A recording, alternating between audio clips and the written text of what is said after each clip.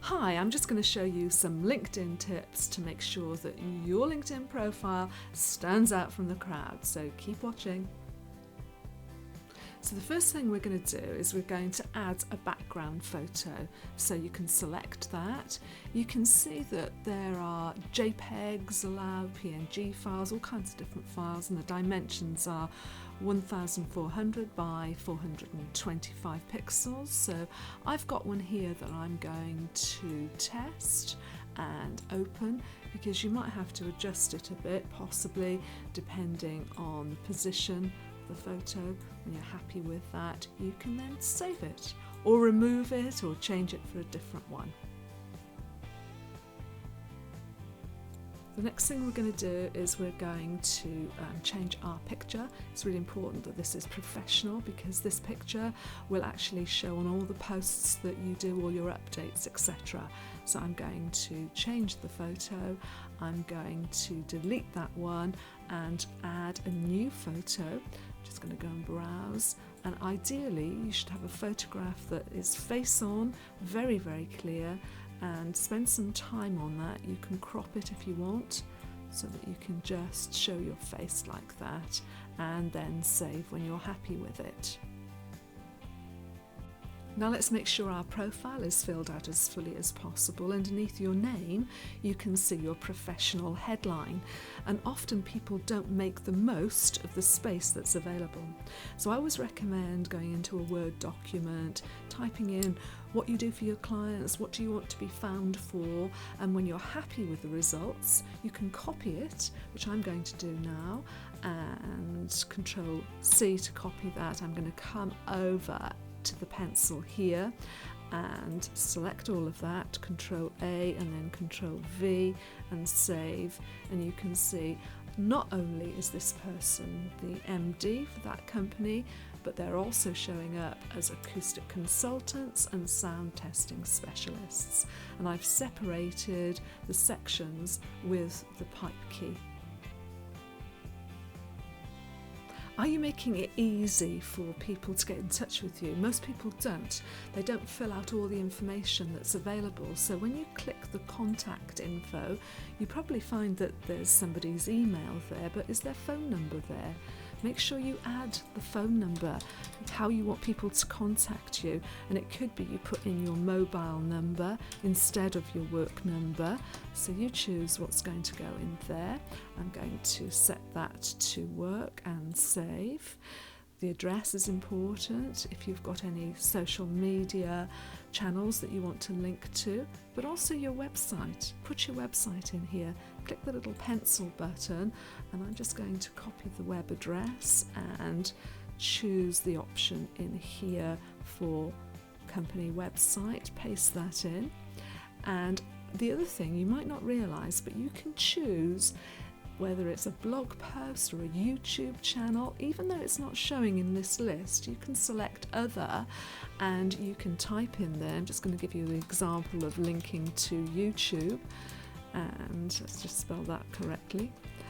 And I'm going to come over to my YouTube URL, copy that and paste that in there and save.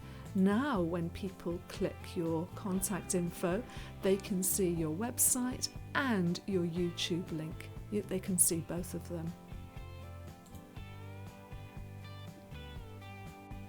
Now let's move further down the profile. You can see you can add various different sections to your profile, so everyone's will be slightly different. If you click View More, you can see all the options here, courses you've taken, honours, awards you've received, interests. So do make sure you fill out as much as you can there, always remembering to use those keywords. Also there's a summary which we'll come back to, but I'm particularly interested now in the skills and endorsements section.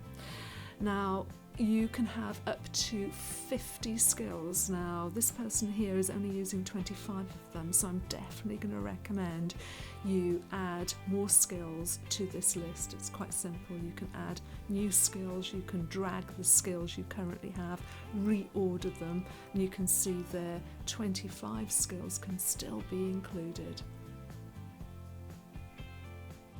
Now we'll have a look at the all-important summary. Again, this is a section that people aren't making the most of. There's so much information you can provide there. So there's my summary there. I've clicked to edit it, and you can see I've broken it up into sections with capital letters, with stars for bullet points, because it is plain text, but you can divide it up.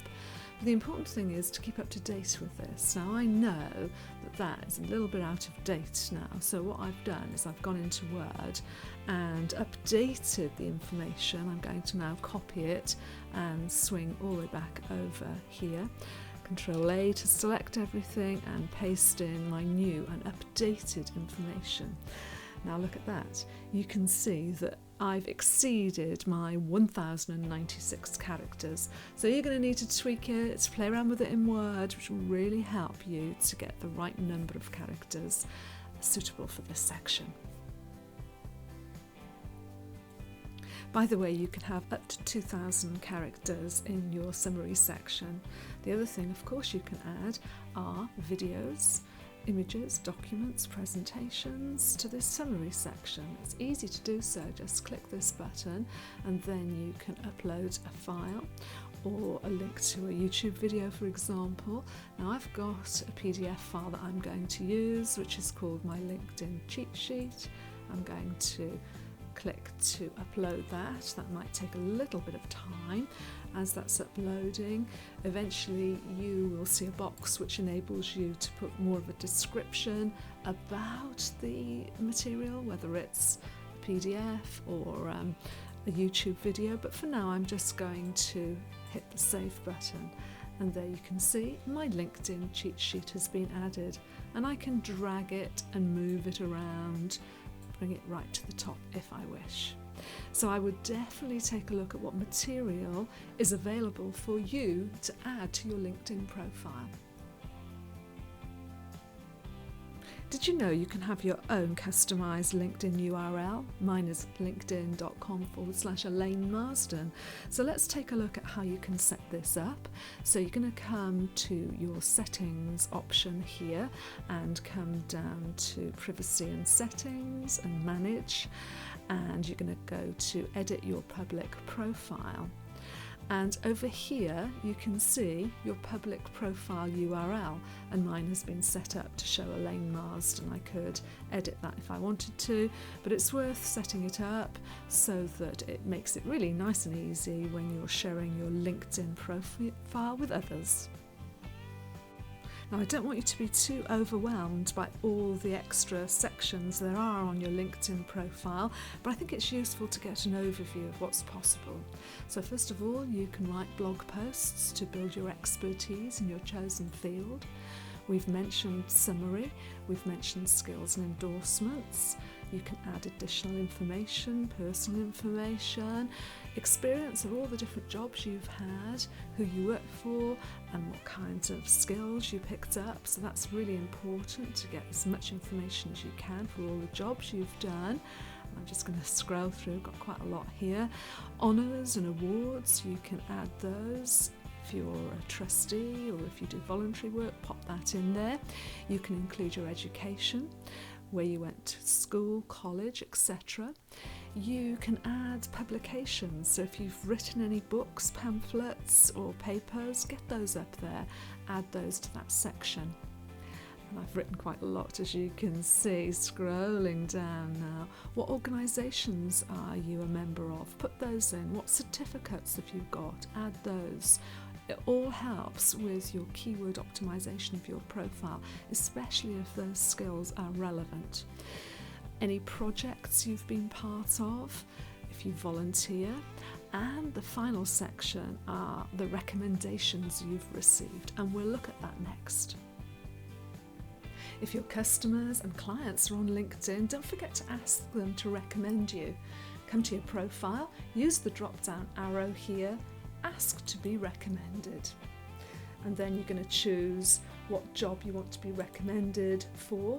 Google Hangout Trainer. Who do I want to ask? I want to ask Emma Finn, and it will find her. It will ask you to say what was the relationship between you and that person. I reported to her.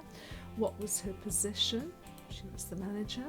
Write the message below. You can use the standard message, but I think it's much better if you write a personal one. And when you're ready, hit send for that to go out to that person requesting a recommendation.